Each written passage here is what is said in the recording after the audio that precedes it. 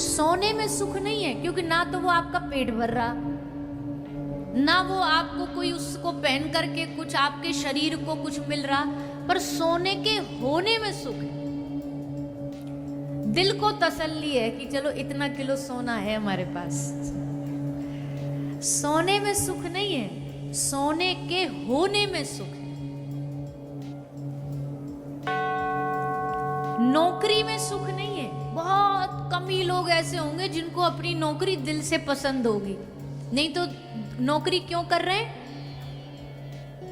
क्यों कर रहे हैं? महीने के अंत में पैसा, सैलरी मिलेगी, तो उसके पैसा के होने में, रुपया भी अगर नोट भी हम कहें तो नोट में सुख नहीं है, कागज है एक। पैसे में सुख नहीं, पैसे के होने में सुख है। पर कई चीज ऐसी होती है जिसमें ही अपने आप सुख है, जैसे कि सत्संग में बैठे रहने में ही आनंद है, भगवान के भजन में ही आनंद है, उसमें ही सुख है। उसमें बाद में क्या मिलेगा, फल क्या मिलेगा, भजन करने से क्या प्राप्ति होगी, ये सब नहीं। नाम जाप करने से बाद में क्या मिलेगा, ये सब नहीं। अभी जो सुख मिल रहा है वो सच्चा सुख है। कथा में भी बाद में क्या फल मिलेगा ये किसने देखा है? हमें क्या पता कि भाई कथा सुन करके अच्छा कल्याण होगा, ये तो सुना है, मुक्ति भगवत प्राप्ति ये सब मिल जाती है तो सुना है।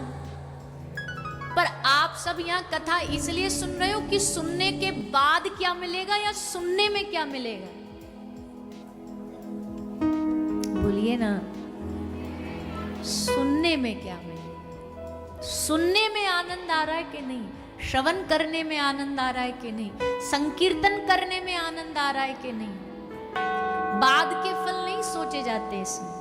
और अभी भी अगर बाद का फल सोच रहे हो ना, कई लोग हैं जो पूजा कर रहे हैं, कर्म कांड कर रहे हैं, माला कर रहे हैं, किस लिए कर रहे हैं? बोले हमने सुना है एक माला का 10 गुना मिल जाता है बाद में, इसलिए माला कर रहे हैं, लोभ में आके, लालच में आकर के। तो उनको 10 गुना मिल तो जाएगा, पर अभी फिलहाल जो माला करने का आनंद है ना, वो चूक जाएंगे, वो नहीं ले पाएंगे। जो यहाँ कोई फल प्राप्ति के लिए आता है उसे फल मिल तो जाएगा, पर फिलहाल जो 7 दिन का रस और आनंद है ना, वो उससे चूक जाएगा। तो जब कथा में बैठे हो ना, तो उस समय का रस लो।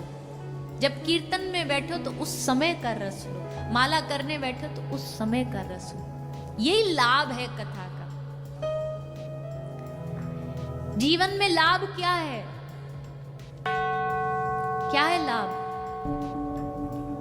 यहाँ बहुत सारे बनिया, दुकानदार, राजस्थानी, मारवाड़ी, कर्नाटक के लोग, सर बिजनेसमैन बहुत सारे बैठे हैं ना। अब इनकी सभा में लाभ की बात करो तो ये बड़े कान खोल के सुनेंगे। अच्छा हाँ बताओ।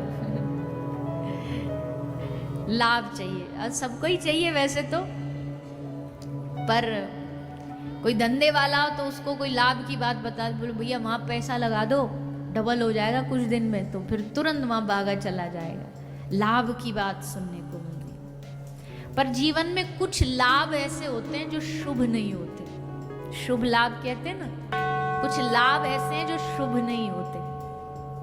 आप किसी को परेशान करके, किसी का दिल दुखा करके आप पैसा कमा रहे हो, तो लाभ तो है पर शुभ लाभ नहीं। पर यहां जो प्राप्त हो रहा है ये शुभ भी है और लाभ भी है। इससे शुभ भी होगा जीवन में, इससे मंगल भी होगा जीवन में। और लाभ क्या है? ले भैया लाभ तो इसका पूछो मत।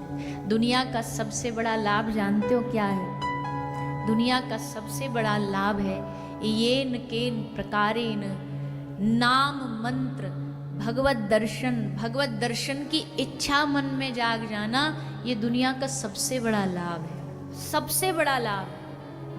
अगर अभी भी किसी के मन में भगवान की प्राप्ति की आशा है ना, मन में इच्छा है, तो समझो बहुत बड़े प्रॉफिट में हो, बहुत बड़े लाभ में हो। और जिनमें अभी भी पैदा नहीं हुई है इच्छा ये, तो वो कहाँ चल रहे हैं? अभी वो लॉस में चल रहे हैं। बड़ी हानि है जीवन की। पर लाभ यही है कि कथा श्रवण, सत्संग श्रवण, सत्संग हमारे हृदय में सबसे पहले क्या करती है, हमारे मन को मांझती है। मन का मांझना बहुत जरूरी है ना। भगवान की प्राप्ति करना चाह रहे हो, पर मन में अभी विकार है, मन कह रहा है कि नहीं ये गलत है, ये सही है, संशय है, तो फिर मन के संशय को कौन दूर करेगा? सत्संग ही मन के संशय को दूर करता है।